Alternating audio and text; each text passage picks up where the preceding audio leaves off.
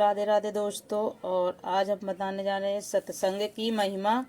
और वीडियो अच्छी लगे तो प्लीज़ सब्सक्राइब कर देना, वीडियो को लाइक कर देना, चैनल को सब्सक्राइब कर देना। सत्संग की महिमा।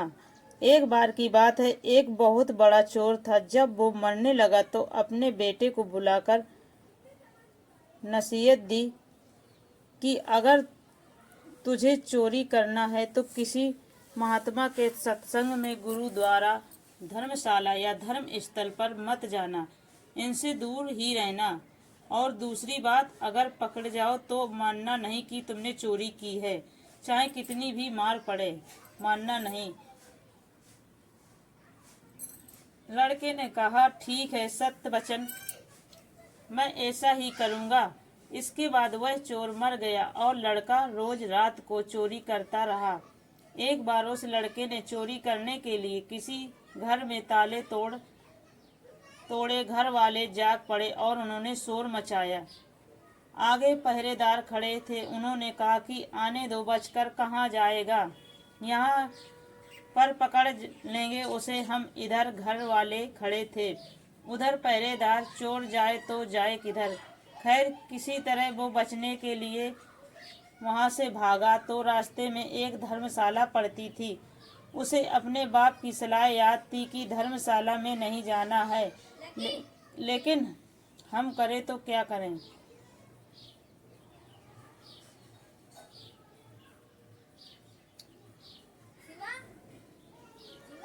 आखिर उसने सोचा कि मौका देखना चाहिए और धर्मशाला में चला गया। बाप का आज्ञाकारी बेटा था। उसने कानों में अपनी दोनों उंगली डाल ली कि सत्संग ना सुन पाए। अब जो हमारा मन होता है अड़ियल घोड़े की तरह होता है, इसे जिगर से उधर मोड़ो उधर जाने लगता है। कानों के बंद कर लेने पर ही चोर के कानों में यह वचन पड़ गए कि देवी देवताओं की परछाई नहीं होती। वहाँ वह सत्संग चल रहा था और उनसे कान बंद कर रखे थे। उसके मन ही मन कहा कि परछाई हो ना चाहे मुझे क्या, मैं फिर यह वचन जानबूझकर तो नहीं सुने, अनजाने में सुन लिया। उनसे अपने पिता को सफाई देते हुए मन ही मन कहा कि मैंने जानबूझकर नहीं सुना, ये ऐसे ही सुन लिया है मेरे कानों में, मैंने तो कान बंद कर रखे हैं। अब इधर घर वालों और पहरेदार पीछे लगे हुए थे। किसी ने बताया कि चोर धर्मशाला में है। धर्मशाला की जब जांच हुई तो वह चोर पकड़ा गया। उस चोर की सिपाहियों ने बहुत पिटाई की, लेकिन वह नहीं माना कि उसने चोरी की है। और आपको बता दें कि उस समय यह नियम था कि जब मुजरिम अपराध ना माने तो सजा नहीं दी जा सकती थी। आखिर उस चोर को राजा के सामने पेश किया गया। वहाँ भी खूब मार पड़ी, लेकिन चोर जो था कि मानने को तैयार ही नहीं था। उसने अपने पिता से वचन ले रखा था कि इतना मार पड़े मानना नहीं कि हमने चोरी किया है। राजा को पता था कि चोर जो होते हैं वो देवी की पूजा करते हैं, देवी की आराधना करते हैं। इसलिए सिपाहियों ने एक ठगनी को सहायता के लिए बुलाया। ठगनी को बुलाया गया, सारी बात बताई गई तो उनसे कहा कि मैं मना लूंगी, उसे इससे कहलवा लूंगी कि उसने चोरी की है। उस ठगनी ने देवी का एक भेष बनाया, 2 नकली बाहें लगाई, चारों हाथों में चारों मसाले लगाई और नकली शेर की सवारी की। चूंकि वह सिपाहियों के साथ मिली हुई थी, इसलिए कब वो आई तो उसने हिदायत के मुताबिक जेल के दरवाजे कड़क कड़क कर खुल गए।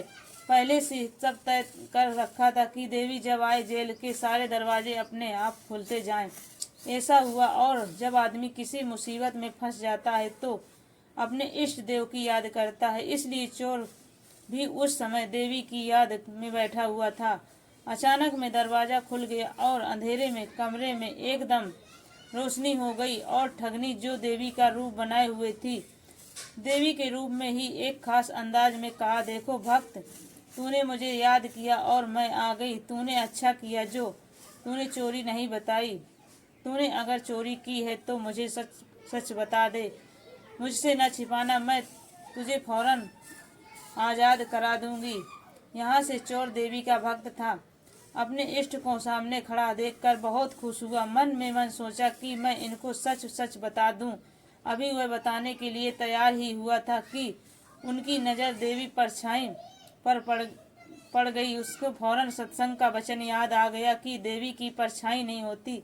उसने देखा कि उसकी तो परछाई और समझ गया कि वह देवी नहीं है, हमारे साथ छल हुआ है। ये सोचकर वह रुक गया और बोला कि माँ, मैंने चोरी नहीं की है। अगर मैंने चोरी की होती तो क्या मैं आपको पता ना होता?